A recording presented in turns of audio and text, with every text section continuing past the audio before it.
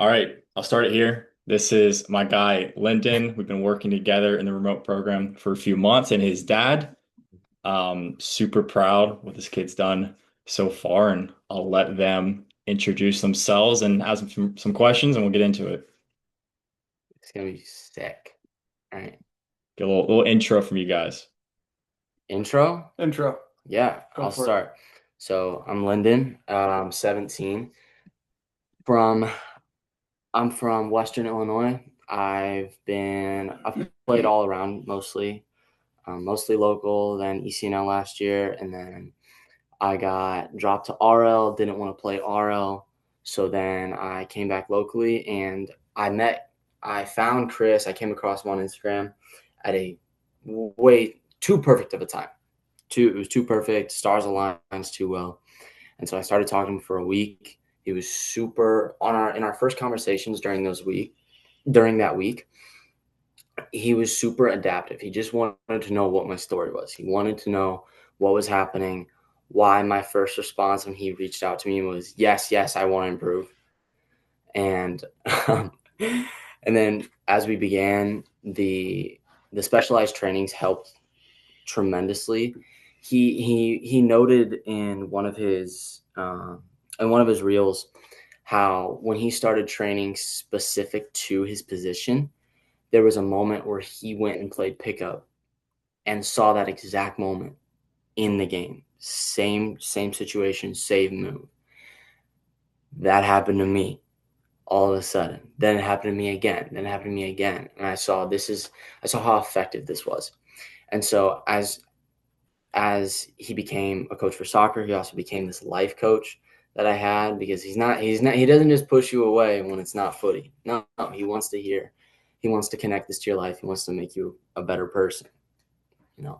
There's a lot more to this than just the training, but I've become a much better footy player in this process and more confident. And I have Yeah, the evidence to be confident. what an amazing intro. That was a good intro.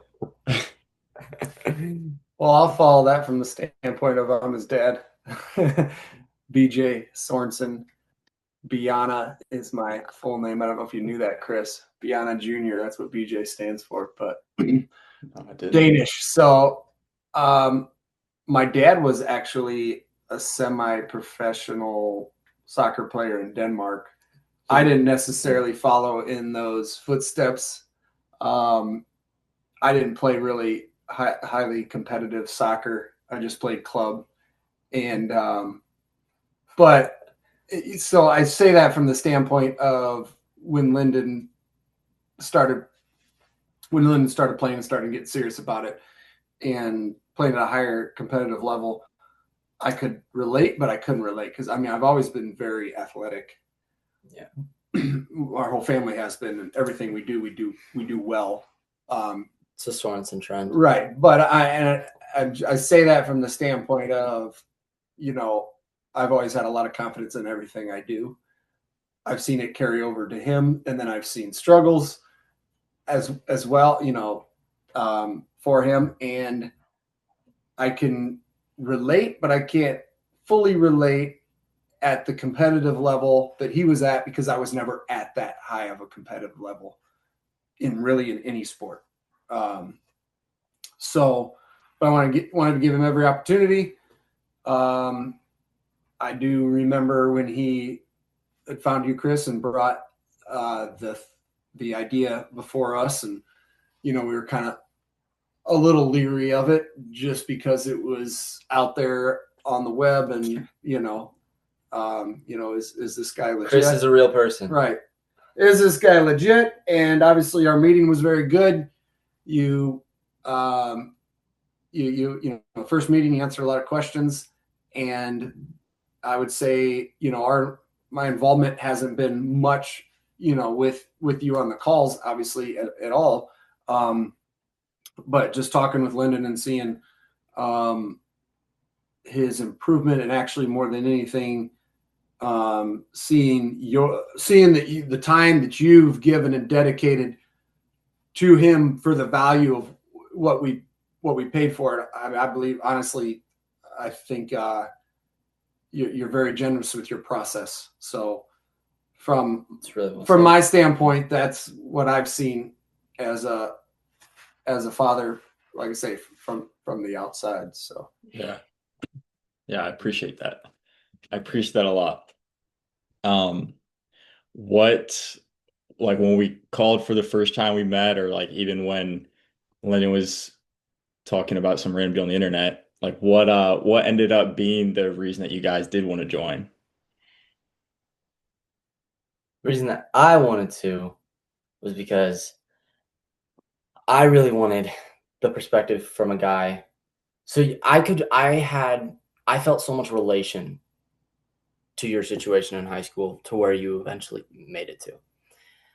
I had been in a time where I was discouraged, and there I found encouragement in your content. And then it led to, okay, this guy has obviously a ton of knowledge. He's been to the place I want to be. He's been through the things that I know I will probably go through. So if I have this coach here who I can tell is passionate about this, and I'm passionate about this, there's no way that this can't improve me, is what made me, obviously, as the player, the parent. yeah. For me, I would say, well, one, his passion for the game, but his passion for to make himself better, and more importantly, to see that he was, as he said, in a place that he was discouraged, that he saw that he was in a little bit of a slump mentally. It was one of those things to where, I could see that this, could be an opportunity. Obviously, it's said many times, that dads and sons don't always, don't always see eye to eye, and it's harder for a son to listen to his father in certain situations. But then the funny thing is, when we look back, I think many times, as a father-son relationship, the son realizes the father was right, and the father realizes that, hey, maybe I could have handled that a little different. And so anyway, really for me, it was just knowing that you had the credentials, and that's really not even, it is important, but it's not that important, the outside perspective. And it's just kind of like, okay, let's give it a shot. And again, it's first introduction. There wasn't much to know. There was an understanding of where you've been. So yeah, for sure. And for the video, give an idea, like had you guys worked with an online coach before? No. I'd never worked with an online coach before. We worked with some personal trainers for basketball early on when he was, it's like 3rd through 5th grade. Yeah. And then worked with a local trainer as well that does somewhat personal trainings. So, we weren't new to the training aspect, but yeah, the online aspect was definitely new to us. And I think within the first week, once I saw just brief, the schedule that you had put together for him, the way that you held him accountable, the way that you followed up, there was really, at that point, there was no question for me. A lot of the things you're doing are right in line with, some of the top leadership programs that, that I've heard about, been a part of, just any kind of business leadership and sports leadership. They're all parallel. And so, I guess I didn't have any question once I saw the structure that you had given, and I was like, oh, this is going to work. And I had no question that Lyndon would give 110% to it. So yeah, for sure. I do. 100%. And so is it fair to say you guys were like a little skeptical of who this dude online was before we started? Oh yeah, definitely. Yeah, definitely, for sure. Just because, I saw some the one-on-one trainings that we had done before were always really good. You know, really good. Yeah, they were They were still good. decent. Yeah, they were still decent. It's just it wasn't like the coach. Like it wasn't like I had this coach and this is personal. So Yeah, for sure. So what do you think is like Lyndon, I guess both your guys' perspective, like what is the number one thing that has helped you the most within the program? Yeah. It's like I said before we had started this, it's the mindset shift to stop trying to control every single little factor, do the right things, and trust your process and have the evidence for your outcomes. How you had said when we did timestamps on my high school games, when you pointed out something that I had done really well, it's you need to take this as evidence, and this is part of your process, and this is why you are to be confident. You have the evidence to be confident. My old mindset was I need to just go out there with 110% and trust myself to be confident. But then what I would do is that just put pressure on myself, right? And then what also you did is you simplified my process. Again, going back to what I would always try and control. I would always try and give myself huge footnotes, paragraph long footnotes, even just sentence long footnotes of things to try and remember. I'd get in the game. I'd lose my head once I'm going through it. The first thing, especially in the first week, because there was so much change in the first week, tons. And that's the point of this. There's supposed to be change. I wasn't doing the right thing. It's supposed to be change. The first thing that you did that helped me so much when I had that ID camp at the start is you said, what are your focuses going to be going into this? And I gave you some long descriptive sentence and you're like, stop, like, don't do that. And then you're like, narrow this down. So then I feel like I remember one of them was open hips. Like I was saying, I remember what I said was open my body to the game and make sure my scans are effective. And you said, bro. And then I just said open hips. And then the other thing was, I can't remember what the other thing was, but it doesn't matter. It was a whole new change, whole new mindset shift. Yeah. That's the number one thing I've gotten. Because I came to you with this, I'm struggling mentally, and I'm not struggling mentally in that way anymore. Yeah. Problem solved. Yeah, exactly. Problem solved. Exactly. I think a lot of I mean it's pretty common like when you're trying to be a high performer, you're trying to achieve these goals, you want to throw in as many things that you can control so you can get the outcome you want, you know? But Keyword outcome. yeah. Keyword outcome. You always focus on the outcome. It doesn't work. Yeah, exactly. And we always like talk about like you actually just play your best when you don't think about anything or just think about one thing. Like, yeah, exactly. Exactly. Yeah, and the big thing you said is having the evidence of the things that you've done well in the past. I think we can all relate that to our lives in many ways. But then I think it was also cool somewhere along the way, like halfway through this process, Mom found the inner game of tennis. Oh, yeah. And just how self one and self two, just does. She started reading it before. She started reading, yeah, and she started speaking. She started sharing that, and I mean, I needed to hear it too. I struggle with that in my business, but yeah, it's pretty amazing timing how it all works out. Yeah. Yeah. I love that book it's everything. And whoever is watching this video just got some free sauce right there. Oh yeah. Oh yeah. That's true. It's but it's so true and it takes that and then actually like applying it every day that matters in the end, you know? Exactly. Yeah. Definitely. Yeah, I love that. Um Lyndon, like what differences like with your technique or like more on the soccer specific side have you seen since like a few months ago when we first started? Yeah. I had a time where I had a really niche problem where I have different sized feet and my touch would always feel weird. And it got in my head as if that was the full problem. That was partially the problem. What I have improved what I have improved loads is my winger technique and sprinting with the ball, striding with the ball, controlling the ball in my stride rather than the ball, controlling my stride rather than the ball controlling my stride.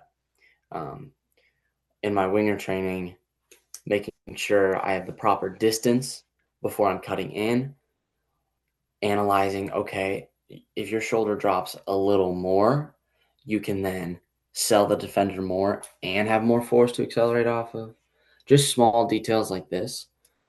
But if I'm to give a more broader answer, my shooting has improved tremendously, like loads, tons.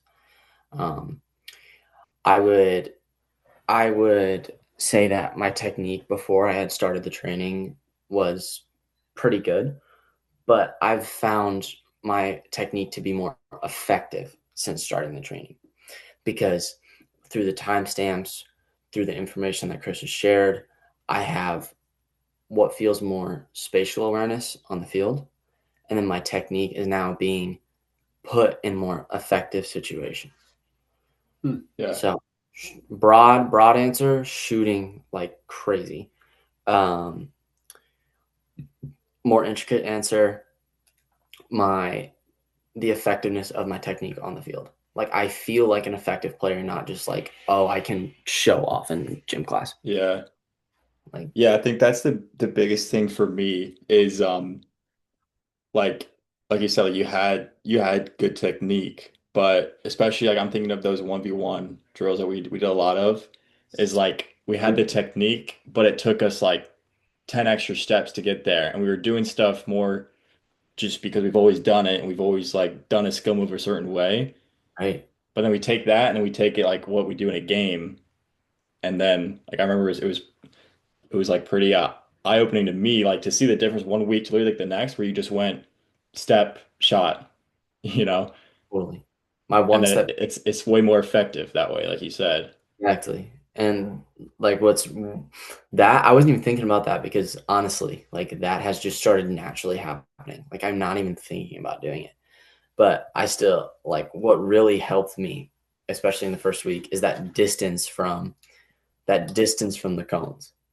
Starting as I get faster and I get faster and I get faster, I need to perform what I'm doing with more distance and not overestimate the space that I have. Yeah. It's just small details that make huge differences. Yeah. I've seen so much improvement through it. Yeah, I love that. BJ, I know you said that you I haven't been able to watch him too much, but is there anything that you've noticed in his game? I would say, I mean, now that he mentioned, yeah, it was just that one game that I got to see indoor that he had during this. But now that he mentioned his stride and his stride with the ball, that was Huge. You could recognize that, and yeah, I mean, in that game, it looked like he was the only one, and no, he looked like he was the only one out there that could actually control the ball. I told you that too. I didn't know that. Yeah, I told him that too. But obviously, there's a lot of other good players that are there, and it was kind of just a mismatch. Yeah, of what we were thrown into there. But yeah, I would say that was it. I mean, the few shots he had, I didn't notice a difference, but I was all the way at the other side of the. Those are kind of forced too as well. Those were in tight spaces. Yeah, I'm not saying that didn't. I'm just saying there wasn't enough time for me to. But I could see. I definitely could see. I mean, now that I think about it, in the few shots you had there, the accuracy was there for what the intensity of that game was. Dude, so goals were so small. Right. Anyways, but yeah, that's small. That's what I'd say. I've Sweet. seen, but now hearing him talk about it, hearing him talk more about the process, it definitely, I can definitely assure and know that he, that he has the tools. Yeah. Oh yeah. To win. We're able to pick up more with some matches. Yeah, definitely. No, I'm excited to see those. We'll get into that. Yeah. Yeah, that'll be great. Yeah. Yes. Okay. I appreciate you sharing that. Yeah. And then like 2 more questions. Obviously, like you saw progress, Lyndon, because you went out, put the work, stay consistent, love getting feedback, applying it. Um, what type of player with that you've been through a few months of it, like what type of player do you think would work well joining the community? You got to have ambition, and you have to have a passion, and you got to be willing to do the things you don't want to. Okay. And honestly, I'm not even saying honestly, the last part is iffy. Like, you just need, if you want to succeed in this, whatever effort you put in, Chris is going to match it. Okay. So to the player who's listening, if you're going to join and you want to improve, you join, you're going to improve. There's not much more to it. Like, there's really not. It's simple application every single day that's going to improve your process and actually get you the outcomes that you want. Yeah. I'd like to share as a parent that's watched a lot of other players. Please. I would say a player that I would love to see join this community and take advantage of what you have is a player who is one of those players that has so much raw natural talent that it just comes easy to them, and may not know it, but may not know it, but may lack a little bit of discipline because they have such natural talent. And this isn't to dig anyone. Yes, it is. No, it's not. It's just I've seen it time and time again, and I think that somebody like that could just exponentially grow. It's a really good observation. Right, and so I'd like to see somebody who doesn't think they need this to do it. It's a really good observation. Yeah, I like that. I've never heard that before. That's a good way to put it.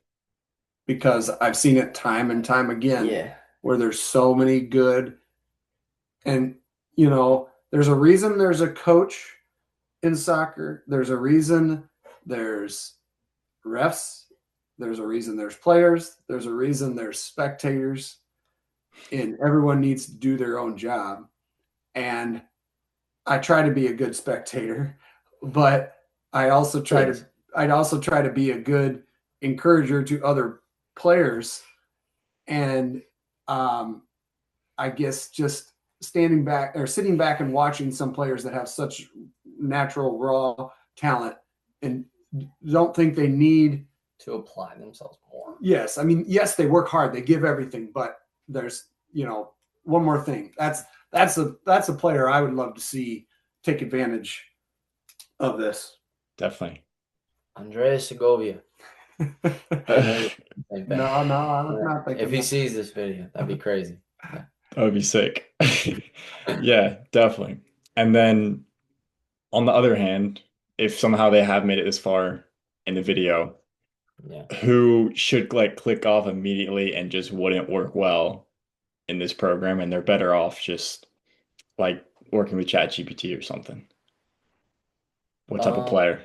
Yeah, someone who's not willing to change, someone who's not willing to possibly be introduced to new ideas. Someone who's too comfortable in their skin right now and they don't want to grow out of it.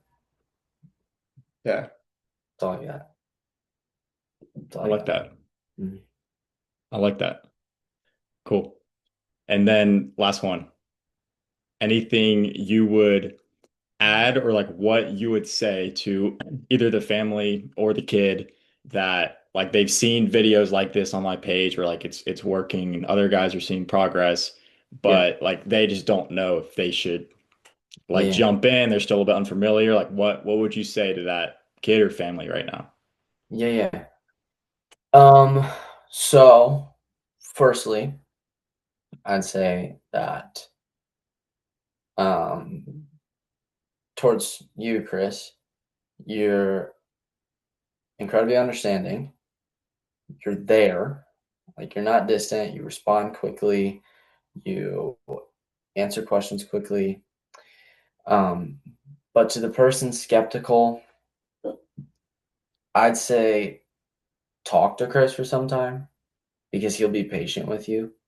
Like let him get to understand you and just continue in your skepticism, ask questions and talk to him because you can still direct message him. I did it for a week. I DM'd this guy for a week before week and a half before we even got on the call. So just reach out on those videos where he says, if you want to go further, DM this. Like, it's okay to do that. Like, just do it.